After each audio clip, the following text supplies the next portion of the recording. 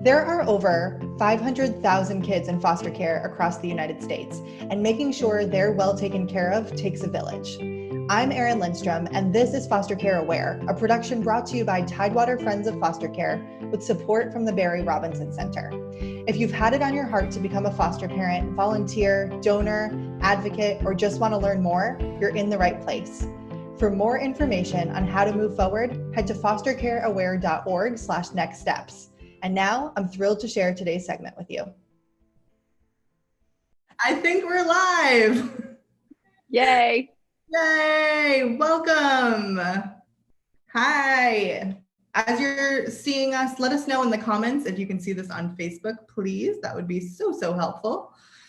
And we're going to dig right in. So if you're here with us this morning, it's because you care, and we are so excited to have you here. There are over 600,000 kids in foster care across the United States each year, and making sure they're well taken care of takes a village. So this is Foster Care Aware, and it's a production brought to you by Tidewater Friends of Foster Care with support from the Barry Robinson Center. If you've had it on your heart to become a foster parent or a volunteer, a donor, an advocate, or just want to learn more, you're in the right place. At any point, for more information on how to move forward, you can go to fostercareaware.org/nextsteps. So again, if you are joining us and this is working on your computer, please let us know in the comments. You can just say hi or drop an emoji. I'm Erin Lindstrom. I am your host this month with my good friend Audra, Bullock, the president and director of Tidewater Friends of Foster Care. Hi, everybody. This is just fantastic. So typically, if you've participated in Foster Care Aware in the past, you know that it's a one-day event. Can you hear me? Yes, I can. Can you hear me? I can hear you, Erin. So Foster Care Aware is usually a one-day event. Audra, can you hear me over there? I can. I'm talking, but it seems like you can't hear me. So I'm just going to move forward with, here we go. Technical difficulties of live. Anyway, Foster Care Aware is typically a community event. Typically a community event that's just one day and a very happy carnival atmosphere. We were really looking forward to it again this year, but of course COVID happened, and so we had to cancel it, unfortunately. But because of COVID, we kind of feel like there's going to be a big surge of kids coming into care. Not only, you know, the economic pressures that COVID puts on families, and even though there's stimulus, we all know that there are people that work off the books, and sometimes those are families on the fringe, and they fall through the cracks of that. And economic pressures create a lot of stress in a family and lead to neglect and sometimes self-medication and abuse. So we expect that will put pressure on families, but also because kids are out of school. You know, yeah. when Christmas rolls around and summer rolls around, those are the biggest surges of kids coming into care that we have each year. So we want to be prepared, and we want to fulfill our mission of recruiting good people to the table to be the first, last, and right placement for these kids in their hardest time. So we're very excited to join you digitally this year. Yeah, this is amazing. And it's been really interesting to see this all come together really in the last month. We set out to bring you, since you guys can't come to Harrison Opera House this year, we've brought to you really the leaders in foster care, both here locally in Hampton Roads and across the country. And so what you can expect for Foster Care Aware this month is that every day, Monday through Friday, through the month of May, we will be in here at 10 a.m. and 1 p.m. with fresh content for you.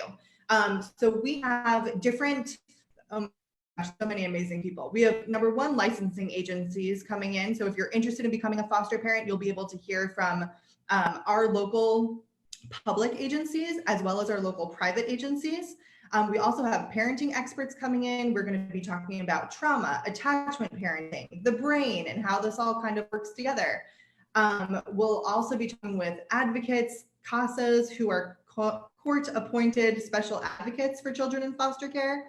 And you'll also just be meeting some foster parents, some adoptive parents, some biological parents, and former foster youth. So there's a wide variety of people coming to the table, so you can kind of get to know more.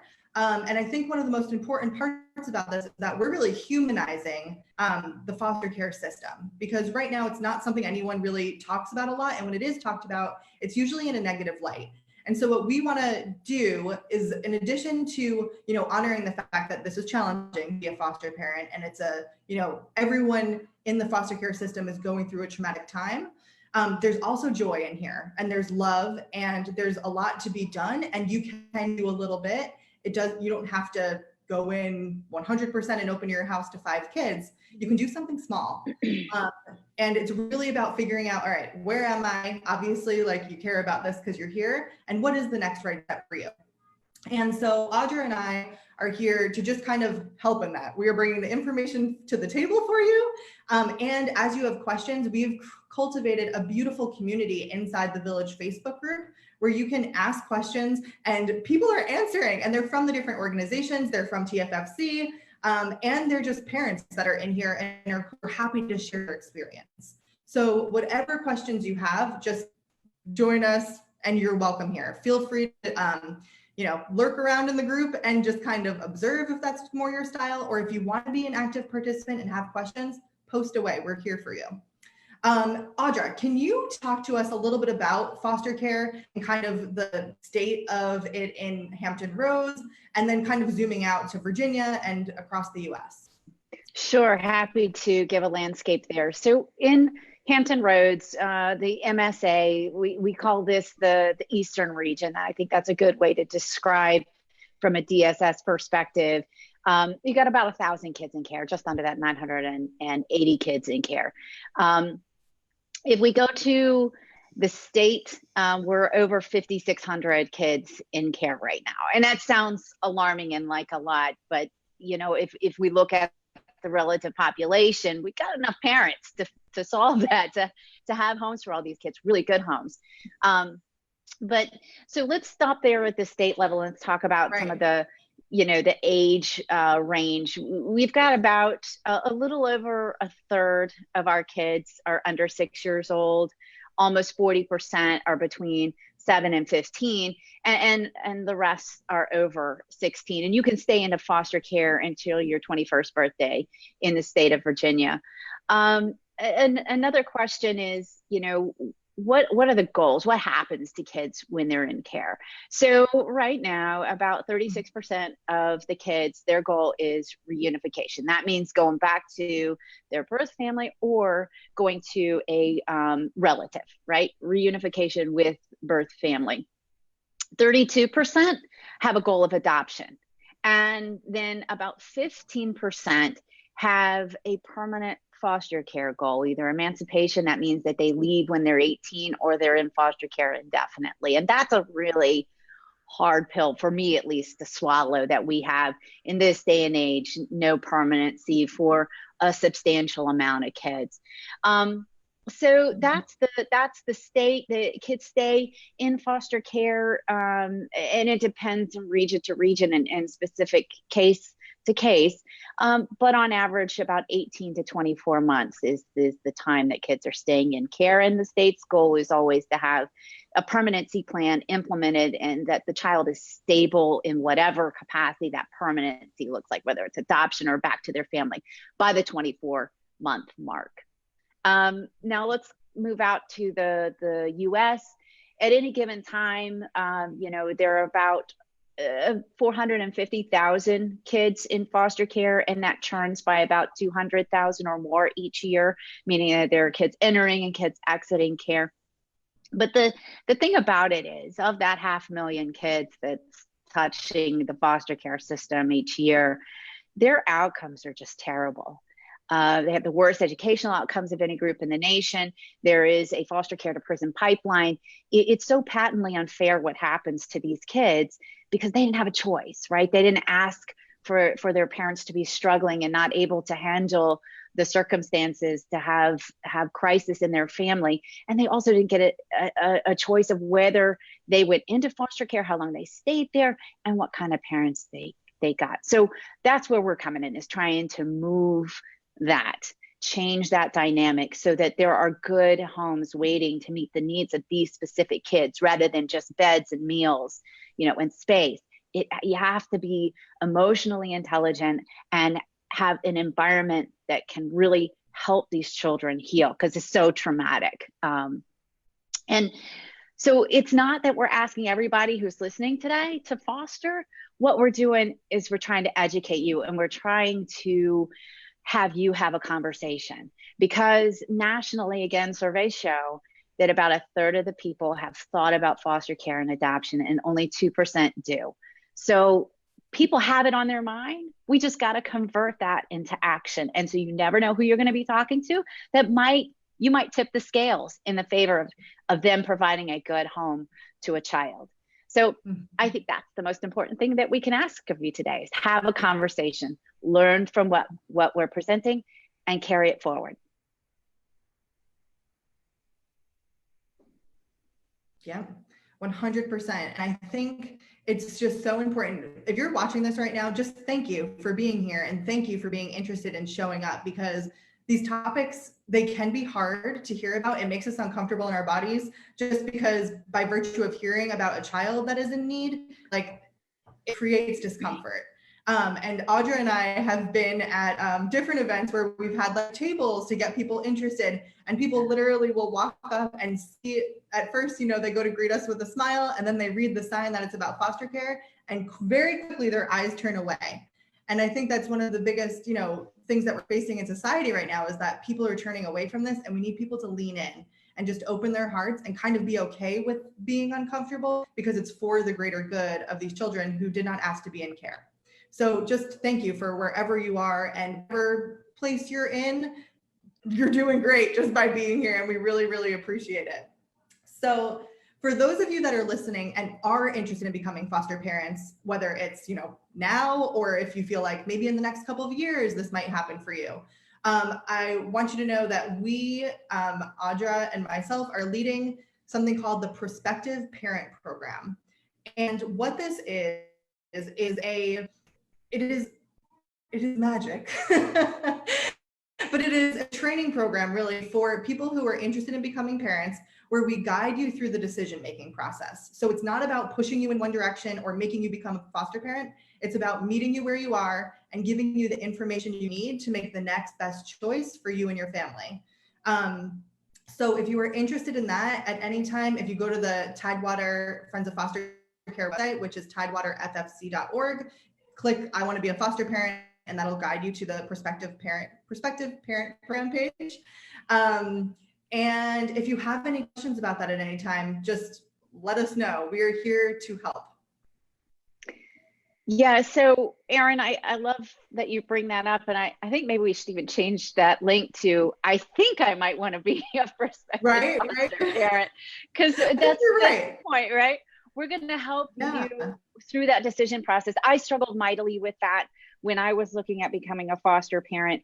I know many, many parents do. Again, the national statistics on adoption and foster care versus thoughts versus who does it, it's a struggle. And when you show up at the door of a licensing agency, you've already made that decision. Well, we want to help you navigate that decision before you get into the nuts and bolts, the logistics of licensing as a foster parent with an agency. So we want to help you with that, because there's a million reasons to say no, and you don't know the million reasons to say yes until you're in it and you're doing it. So we want to help give you some perspective on that. Yeah. So, my husband and I looked at this as a way to give back when we had older kids, second marriage, older kids going off to college, looking at empty nest kind of situation, realizing at the same time that all of our philanthropy was around children's causes. All of my specific involvement throughout my life had been targeted at helping people in kind of an underserved, at-risk population. And so we decided we would go and see an info seminar, and we were immediately drawn in. We were hooked because the need, coupled with,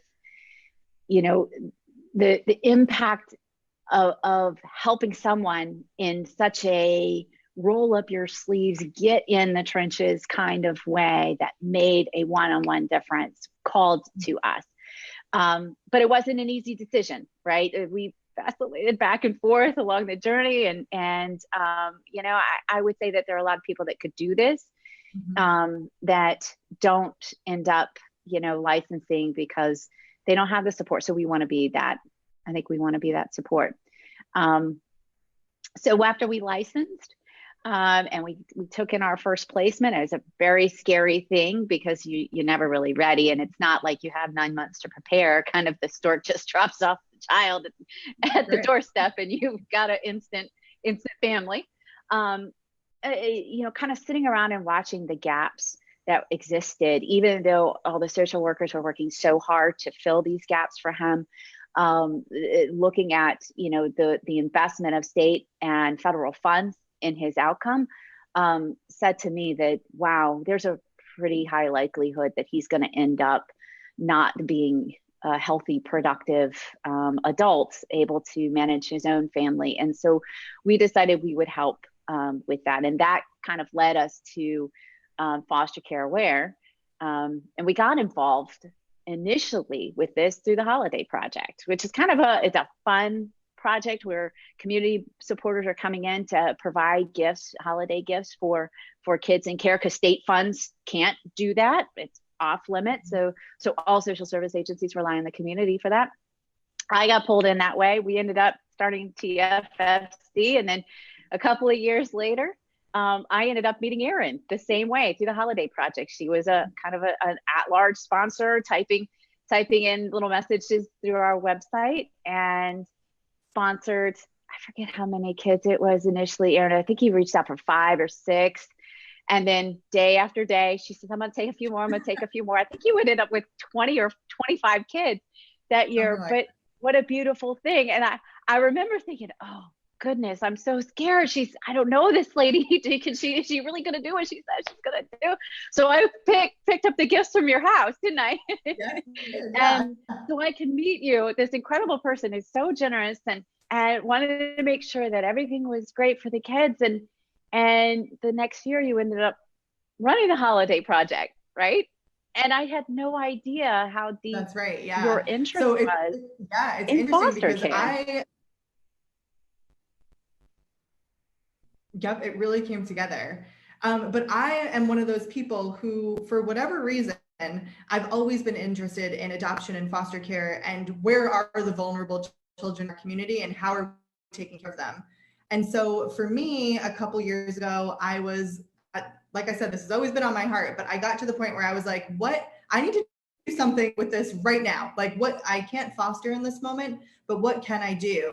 And a Google search led me to Tied Friends of Foster Care and the Holiday Project. And I was like, perfect, I will do this. And what I did is I signed up to sponsor, I think 2 kids I had decided that I personally would do.